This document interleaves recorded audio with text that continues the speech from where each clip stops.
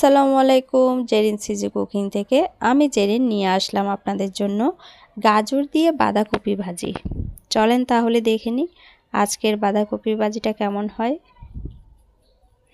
প্রথমে আমি নিয়ে নেব পেঁয়াজ দুটো, নিয়ে নিব টমেটো কুচি, নিয়ে নিলাম মরিচ, কাঁচা মরিচ। এবার চলেন আমরা একটা পাতিলে পরিমাণ মতো তেল দিয়ে নিব।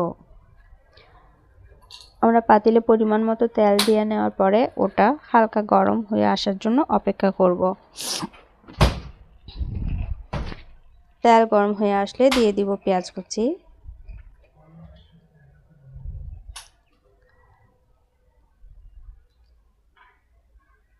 পেঁয়াজ কুচি সাথে আমি দিয়ে দিব কাঁচামরিচগুলো। এবার আমি হালকা আঁচে ভেজে নিব।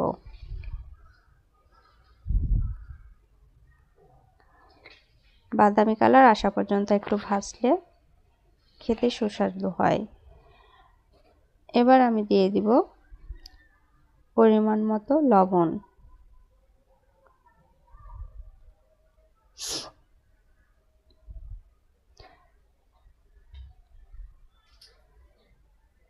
দিয়ে দিব 1 চিমটি পরিমাণের হলুদ গুঁড়া, আর একটু ভালো করে নাড়াচাড়া করে আমি দিয়ে দিব টমেটো কুচি।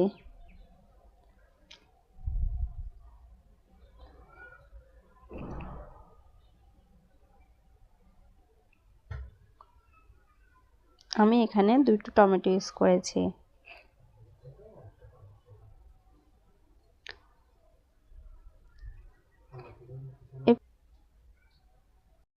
দিয়ে দিব এবার বাঁধাকপি আর গাজর কুচিগুলো।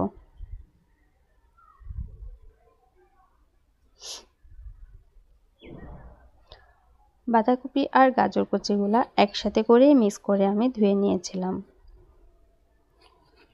সবগুলো দেওয়ার পরে আমি একটু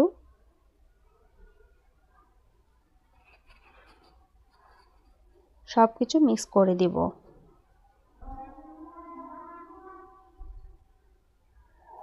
মিক্স করা শেষ হলে আমি এবার ঢাকনা দিয়ে 10 মিনিটের জন্য রেখে দিব।